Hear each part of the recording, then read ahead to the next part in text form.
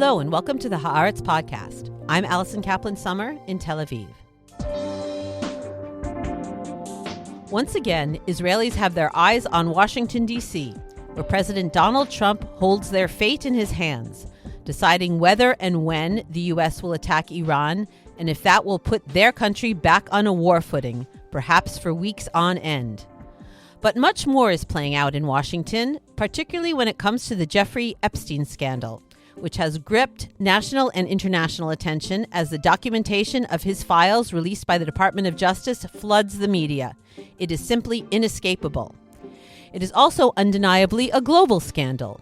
That became clearer than ever last week when the man formerly known as Prince Andrew, now just Andrew Mountbatten Windsor, was arrested by British police on suspicion of misconduct in public office related to his links to Epstein. Together with this has been a tidal wave of anti-Semitic conspiracy theories and unproven declarations that Epstein was some kind of Israeli operative. This makes looking at the Epstein story through a Jewish or Israeli lens feel particularly challenging and a bit dangerous because one does not want to feed the conspiracy flames. And yet, confronting the scandal as Israelis and Jews is unavoidable. Epstein himself was Jewish, and though his web of powerful connections did not discriminate, there were many prominent Jews and several Israelis among them. Most notably, former Prime Minister Ehud Barak was closely tied to Epstein. Though no one has proven that Barak has committed any form of impropriety related to women, his connection with Epstein has cost him dearly, hampering the political comeback he clearly has craved. It is not an Israeli, however, but an American Jewish businessman tangled in the Epstein affair who has created the biggest crisis of faith and ethics in the organized Jewish community. Former Epstein mentor and confidant Leslie Wexner. Rabbi Danya Ruttenberg belonged to the elite group of Jewish professionals who benefited from Wexner's philanthropy and, as an outspoken feminist, has faced a crisis of conscience as the details of the Wexner-Epstein connection has emerged. My conversation with Ruttenberg regarding her personal reckoning and that of the wider Jewish community is coming up.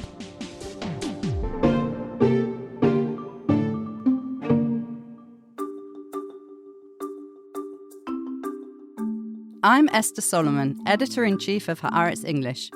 Around the world, the fight is on to preserve critical and independent media.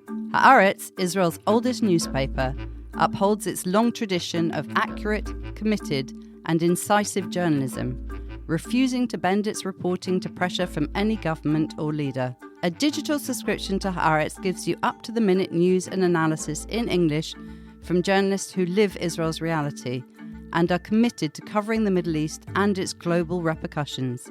At the same time, your subscription supports the cause of a free press that holds the powerful to account in Israel and around the world. I invite you to become a subscriber to Haaretz now. Just go to Haaretz.com and use the code Haaretz10, that's Haaretz with the number 10, for 10% off an annual subscription. Rabbi Danya Ruttenberg writes at lifeisasacredtext.com online. Rabbi Danya Ruttenberg, welcome to the podcast. Thank you so much for having me. Danya, let's start with who Leslie Wexner is. He's 88 years old, one of America's most successful retailers really in American history, a pillar of the Columbus, Ohio community. He's given hundreds of millions of dollars to Jewish and pro-Israel causes, Birthright, Hillel, while providing ongoing support for Jewish education and leadership through the Wexner Foundation, obviously that bears his name. Now, on its website, the Wexner Foundation says that it develops and inspires leaders in the North American Jewish community and across the public service sector in the state of Israel. Through pluralistic education initiatives, the foundation invests in promising professionals and volunteers, giving them tools to exercise transformative leadership. So those are some pretty fancy words. Can you explain to listeners what that actually means in practice from your up-close familiarity with the Wexner programs, their alumni, and what it's meant to the Jewish community over the years? Who was the Leslie Wexner and Foundation that you knew before the Epstein affair hit the headlines? For me, as a rabbi and a Jewish professional, the foundation was the prestigious network and the most desirable place of entry. Really, it was elite. It was the place to go. If you could get a Wexner graduate fellowship, for a long time, they paid your rabbinic or cantorial or doctoral tuition. In addition to that, you are part of a cohort and you got leadership development. And then, in addition to getting to bond with your cohort and do all of this deep learning on a regular basis throughout your time, then you would get to see your people and get to know everybody else who were part of the chosen people through annual alumni institutes and get additional development, but more importantly, be part of this really strong network of some of the most important professionals in the Jewish community. And then you get to know them and get to meet them and get to connect with them every year at this retreat. There was also the Wexner Field Fellowship that they developed along the way, where mid-career professionals could have access to the same professional development and learning and cohort experience, and then get access to this larger network of some of the most powerful Jewish professionals in the country. Tell me what the atmosphere was like at the retreats or the Wexner events that you attended. They were wonderful. This is part of the thing. They were lovely. It was some of the most thoughtful, intelligent people, and it was very clear that they were, to some degree, trying to be thoughtful about having diverse cohorts, in that our field fellowship, of which I was a part, had people working in disability inclusion, and there was somebody working in the Haredi world, and there was, it was, I sort of felt like the feminist and but everybody was so smart and so thoughtful and so engaged and present. It was a few years in until we saw professionals of color being more present and engaged. We were there to learn and grow and support each other, and I did feel really supported in my own journey, and it was a great feeling. I felt very loved and supported on that level. I really appreciated it. And who was the Les Wexner, either in person or through what was communicated to you that you were presented with there? What motivated him to do this? What kind of values he represented, why he was behind this endeavor? I have never laid eyes on Les Wexner in person. The Les that was described was somebody who cared about the Jewish community, who wanted to see us thrive, who wanted to invest in us as people. So we now know through the documents that have been released over the years that Les Wexner met Jeffrey Epstein in the mid-'80s. Epstein becomes his advisor. Their relationship became incredibly close, to the extent that Wexner gave Epstein power of attorney over his financial affairs in 1991. It's been said that Wexner helped make Epstein rich and Epstein helped make Wexner richer. Epstein became a trustee of the Wexner Foundation in 1992 and sat on the board for 15 years. Wexner has said many times that he had no knowledge of Epstein's personal behavior, and their relationship basically ended over Wexner's wife's discovery that Epstein had taken money from them. As all of the facts and stories came out about Epstein, one accuser said in a deposition that she was sexually trafficked to Wexner. Wexner has repeatedly denied those allegations. Another accuser said she was assaulted by Epstein on Wexner's property and that Wexner's security team did not let her leave afterwards. Wexner has said that he never heard this woman's name. As a Wexner alum, as a feminist, talk me through your reckoning over the Wexner and Epstein connection, how the revelations about Epstein's behavior and his entanglement with Wexner has hit you over the years, and what you have tried to do about it. I was in the field fellowship when the Julie K. Brown reporting came out. This is in the Miami Herald. Yes. in, what was that, 2018. This is the first I had heard of the Wexner Epstein connection. I was, needless to say, shocked and disturbed and unsettled and confused and all of those things. I, at that point, was trying to understand the depth and extent. At the next retreat, we were kind of sat down. I don't remember if we asked for it or if it was initiated, but the message was very much Wexner was bamboozled. He didn't know anything. He was, shocked. And already then, this didn't sit right with me because this is a very, very powerful businessman. And we were already hearing about power of attorney and massive amounts of money. And just the math didn't feel like it was mathing. I didn't do anything immediately. I was kind of gathering information, and the momentum, as deeply ingrained in the Jewish community, and the momentum was so strong to just keep going. And I kept going. And then the Hulu documentary came out, giving us more information about this. And I felt less and less okay with the whole thing. The denial mechanisms that I was employing were functioning less effectively, let's say.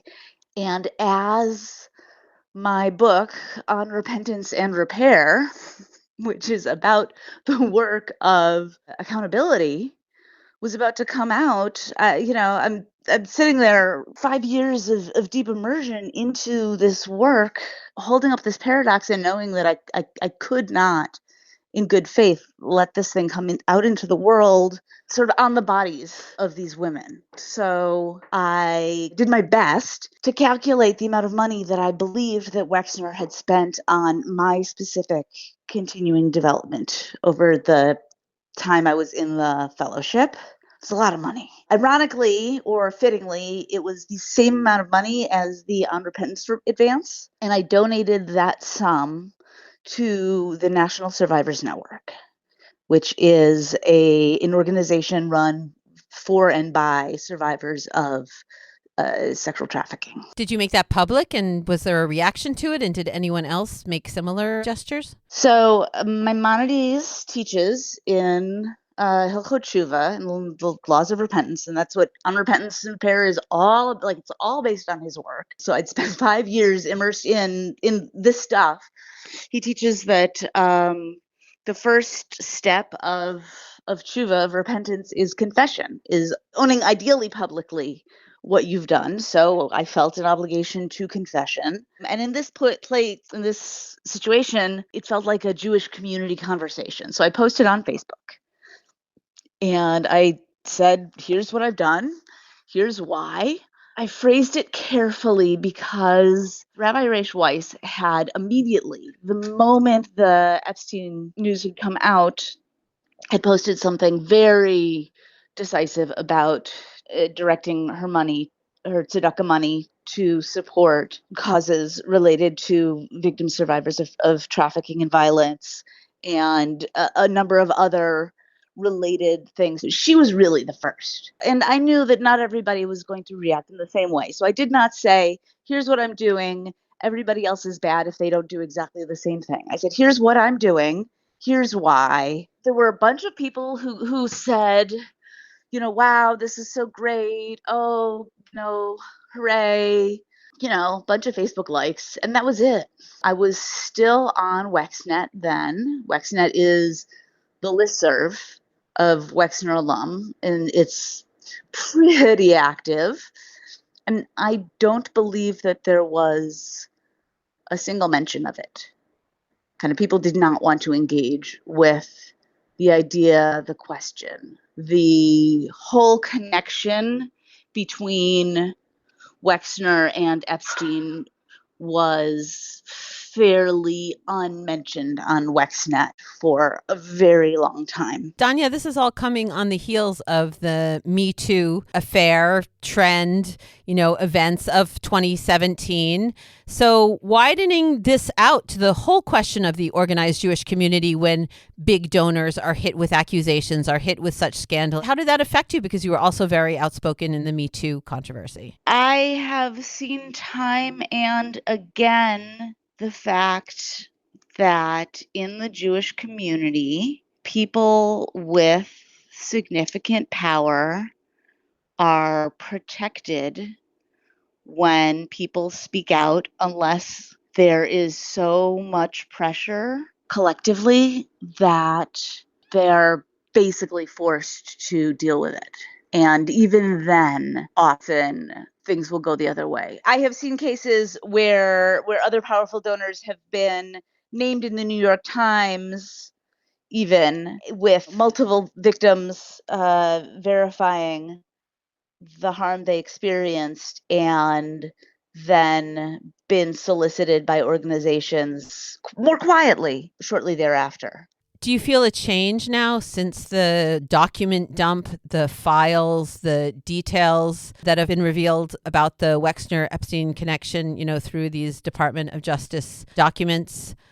Have you felt any kind of shift, any kind of change between 2019 and what's happening now in terms of the reaction of the foundation, in terms of the reaction of the fellows, the community in general?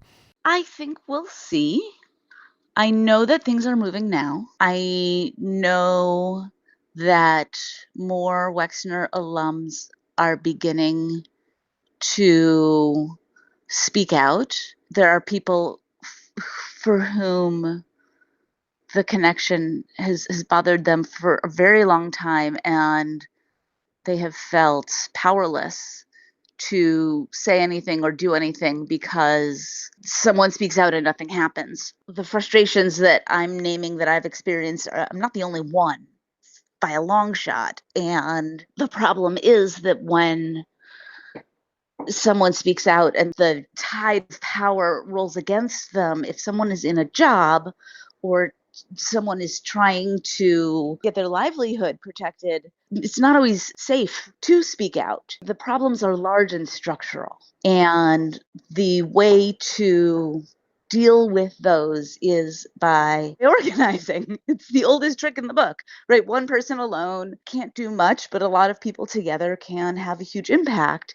And so what's happening now is that people are starting to come together and find ways to talk to each other and say, it's time to do something. This isn't okay. And I think there are more people who are saying, listen, we believe survivors.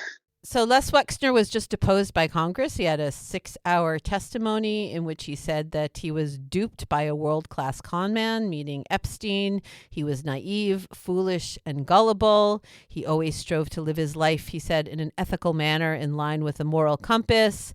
And he wanted to dispel what he called outrageous untrue statements and hurtful rumor, innuendo, and speculation that have shadowed him. And he said that Epstein lived a double life and knew that I never would have tolerated his horrible behavior, not any of it.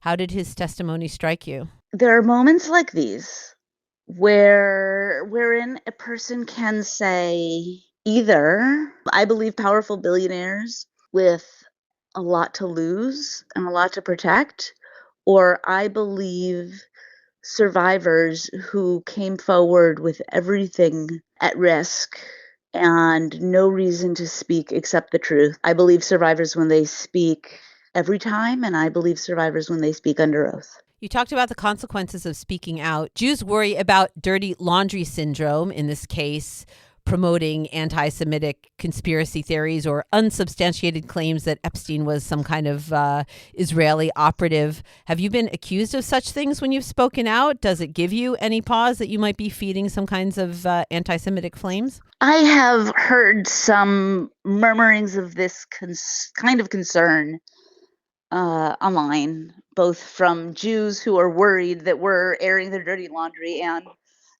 a couple of unhelpful people on the fringes of the internet who want to buy into that stuff. And I will say again and again and again that when we try to pretend that none of this is happening, we feed every conspiracy theory. And when we say that who matters are raped children, and when we center the people who are harmed, and when we live the values of our Torah and of every other teaching that we claim is holy, then we dispel the theories, because we become the people who we are supposed to be. And people can say whatever they're going to say, but we become the people who are living our values. Either we're evil anti-Semites who eat children, or we're the people who show up and take responsibility and care about children. Those are the two options. Living in a reality where this is not happening is not one of the options. Danya, you literally, as you mentioned, wrote the book on repentance and repair, making amends in an unapologetic world. What do you think needs to be done now? One academic, Lila Corwin-Berman, has suggested taking Wexner's name off of the foundation. Is that something you support? You've done your own personal gesture with the money. Do you think that the community and the foundation needs to do something on a wider level? Yes. I think the name change is a later question. I think it could be really tempting to change a name, do something quick and symbolic right now, and then return to business as usual. You know, one of the kind of classic things that Wexner Fellows learn as they're in the program is about adaptive leadership, right? What's the difference between a moment that's a technical crisis, right, and a quick fix, the answer is known, you can figure out who to call and they'll know the answer, right? Or an adaptive crisis. We've never been here before. We don't know the answer, and we're going to have to deal with the loss that comes with leaving behind what's been and leaning into this moment that's unprecedented. This is an adaptive crisis, literally. And I think the Wexner Foundation needs to acknowledge this and embrace fully the profound crisis that it is, and center every single choice that they make moving forward around the two words, raped children, and let every single thing that happens from there flow from that. And then what the next chapter looks like will find its logic. But if they don't center the people who have been harmed, then they're never going to get it right. And is that the big lesson for you of this whole episode? You know, rabbis are always talking about what we learn from something, from an experience. What have you learned and what are you learning from this whole experience? And what do you think the wider Jewish community should take as a lesson? My only regret is not speaking earlier and more forcefully, no matter the cost. That's my takeaway. Maimonides teaches that the works of the steps of repentance are own the harm you caused, work to change, amends, apology, and make different choices. This is confession. Now I need to figure out what I do so that next time my choices are different. And I don't think the Jewish community has figured out what it's learned yet, because I think the Jewish community as a whole is still hoping this is a technical fix to an adaptive crisis. I want to bless those with significant structural power in the community that they see this as the profound opportunity that it is to realign with our deepest values and to truly put those who are most harmed at the center of every crisis, every story, every situation, those who are most marginalized, those who are most impacted. When we start to do that, everything will start to open up in a different way. Rabbi Danya Ruttenberg, thank you so much for speaking to us on the podcast and for all the serious work and consideration that you're doing on this issue and the change that you're trying to make. Thank you so much for having me.